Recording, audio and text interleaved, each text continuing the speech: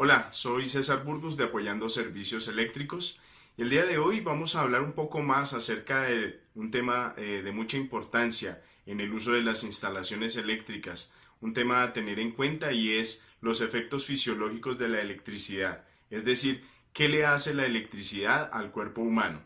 Ya en un video habíamos hablado acerca de esos efectos fisiológicos y clasificamos un accidente. Dependiendo de la intensidad de corriente, lo clasificamos en 4 zonas. Para recordarlas rápidamente, hablamos inicialmente primero de lo que es la zona de seguridad cuando tenemos una intensidad de corriente pequeña circulando a través del cuerpo. Decimos zona de seguridad porque no afecta en mayor medida, solamente se siente un leve hormigueo. En segunda instancia tenemos la segunda zona, que es la zona de tetanización, donde hay una contracción involuntaria de los músculos. La tercera zona, hablamos de la zona de fibrilación ventricular.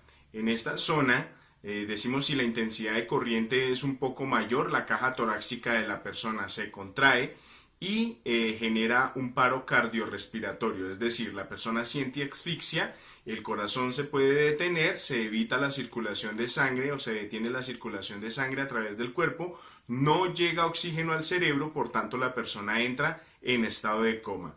Y en una cuarta zona hablamos acerca de la zona térmica, cuando la corriente es un poco mayor, decimos entonces que esa corriente puede llegar a generar quemaduras, desmembramientos y o mutilaciones en el cuerpo. Pero profundicemos un poco más la información.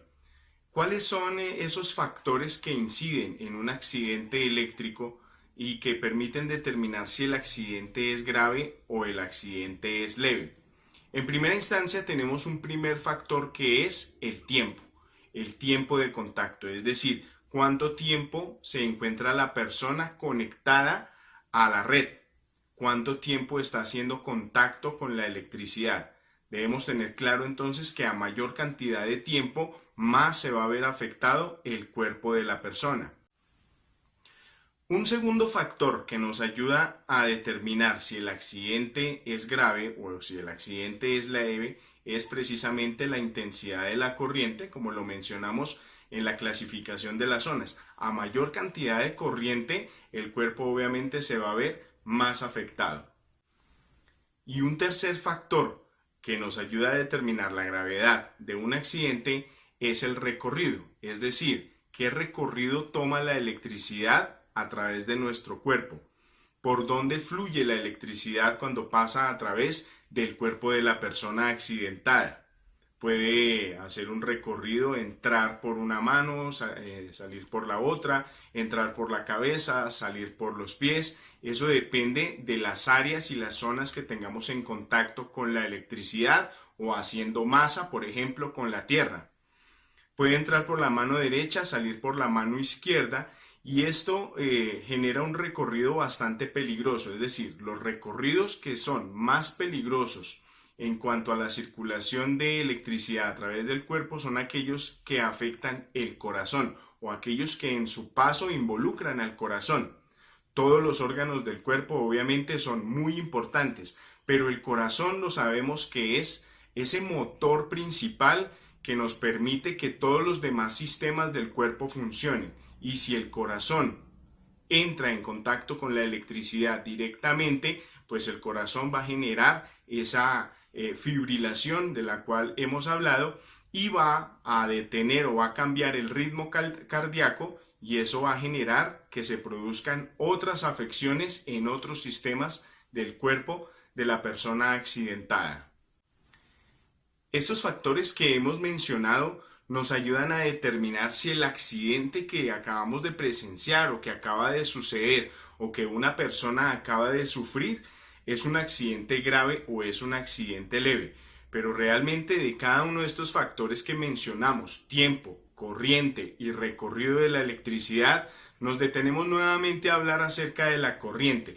Es la intensidad de corriente la que realmente afecta y puede llegar a matar a una persona. La intensidad de corriente depende de dos factores principalmente, y para las personas que estudian el tema pueden recordar un poco acerca de lo que es la ley de Ohm. La ley de Ohm nos dice que la corriente en un circuito depende de la tensión de la fuente y de la resistencia que se oponga a ese paso de la corriente. En este caso, la tensión o voltaje que nos entrega la fuente, pues la podríamos verificar dependiendo de a qué tipo de red se encuentra o se encontró conectada esa persona. Pero la resistencia en ese momento o en ese circuito, porque en un accidente eléctrico se presenta un circuito, en ese circuito la resistencia es el cuerpo humano. Y la resistencia del cuerpo humano es muy complicado y muy difícil de determinar en ese instante. La resistencia de una persona o la resistencia del cuerpo humano es variable, no es una resistencia fija. Si hablamos de cualquier otro circuito, como por ejemplo conectar un bombillo a la red, podemos determinar exactamente qué resistencia tiene ese bombillo y qué oposición está presentando al paso de la corriente y por lo tanto determinar qué intensidad está circulando a través de esa resistencia que es el bombillo. Pero nuestro cuerpo genera resistencia y oposición al paso de la corriente de manera variable, es decir, no todo el tiempo nuestro cuerpo se encuentra en el mismo estado y con la misma capacidad de soportar ciertas cantidades de corriente. Y aquí es donde quiero hacer una observación especialmente a algunos electricistas que les gusta jugar con la electricidad y jugar a tocarla. Por ejemplo, saber si este punto se encuentra energizado, entonces lo que hacemos es tocar el cable directamente y verificar si hay presencia o no de tensión. Entonces abro esa observación directamente a los electricistas de que se encuentren y nosotros tenemos instrumentos especiales que nos permiten verificar si hay presencia de tensión. Por lo tanto, la electricidad no se debe jugar con ella, no debemos jugar a hacer contacto con ella. ¿Por qué? Repito, porque la resistencia de nuestro cuerpo no es la misma todo el tiempo. Ayer pude haber soportado el contacto con la electricidad. Mi cuerpo entre ayer y hoy pudo haber tenido alguna variación respecto a la resistencia y el día de hoy ya no puedo soportar la misma intensidad de corriente que circule a través de mi cuerpo. ¿Qué factores inciden en que la resistencia del cuerpo cambie? Vamos a dar algunos ejemplos. El qué he consumido, qué he ingerido, qué he bebido.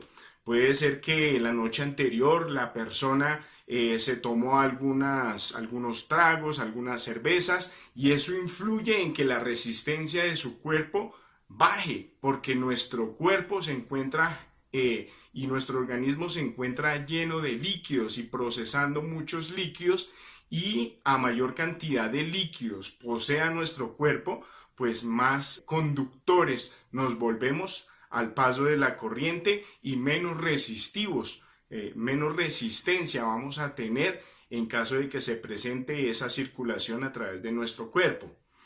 El mismo estado de ánimo de una persona es otro factor que puede incidir en que la resistencia del cuerpo cambie. Una persona que se encuentre en un estado muy pacífico, muy quieto, en estado de reposo, tiene una capacidad o una resistencia diferente a una persona que se encuentre activa, que se encuentre emocionada, que se encuentre alterada, debido a que su corazón se encuentra palpitando con mayor velocidad, están irrigándose más vasos sanguíneos, más zonas del cuerpo con sangre y esto nos hace obviamente mucho más conductores, menos resistivos al paso de la corriente. Por esta razón, entonces, en un accidente es muy difícil determinar cuál es la intensidad o cuál es la cantidad de corriente que circuló a través del cuerpo de una persona debido precisamente a eso, a que su resistencia es variable. Sin embargo, en los libros, si investigamos un poco más, vamos a encontrar algunas tablas en donde se generalizan algunas magnitudes relacionadas con la resistencia en algunas zonas del cuerpo. ¿Qué resistencia tiene el tronco de un hombre, o el brazo de un hombre, la mano de un hombre, una extremidad inferior, etcétera? Esas magnitudes las podemos encontrar en algunas tablas si consultamos un poco más acerca del tema. Puede haber deformación muscular o desprendimiento de alguna de las áreas, alguno de los órganos del cuerpo o alguna de las extremidades. Generalmente que hacen contacto directo con la electricidad. Estas consecuencias que estamos mencionando son consecuencias que vemos instantáneamente o directamente, inmediatamente en el suceso del accidente. Pero también debemos tener claro que hay otros inconvenientes o enfermedades o daños que los vamos a ver más adelante, que no los vemos en el instante, sino que los llamamos ya secuelas del accidente, que a futuro van a generar algunas afecciones, como por ejemplo podemos presenciar daños en el sistema nervioso, en todo el sistema neuronal. También se pueden llegar a ver afectadas las personas que hayan sufrido algún accidente eléctrico, así sea leve o sea determinado como leve. También se van a ver afecciones seguramente en todo el sistema endocrino, en el sistema urinario. Pueden presentarse, por ejemplo, dificultades en el sistema muscular, contracciones involuntarias, puede tener problemas a nivel respiratorio, puede generarse elevación de la presión arterial, problemas en el corazón, cambios bruscos a nivel del ritmo cardíaco. Son dificultades que, repito, no se ven en el instante, no se manifiestan en el instante, pero sí se van a presenciar a futuro, días después de un accidente con electricidad. Por esta razón, desde Apoyando Servicios Eléctricos, hacemos ese llamado nuevamente con base en la experiencia que nosotros tenemos como electricistas, como profesionales en el campo, a que no juguemos con la electricidad. Un mensaje para todos, tanto a los usuarios de la electricidad como a los técnicos electricistas, y en especial el tener cuidado, especial cuidado con las instalaciones eléctricas, de que no dejemos ni no permitamos que se malogren, que tengamos mucha atención en cómo nosotros tenemos nuestras instalaciones eléctricas en nuestra vivienda, que no dejemos que ellas se decaigan y que por el contrario hagamos un mantenimiento preventivo y verifiquemos el estado en que se encuentran funcionando nuestras instalaciones eléctricas.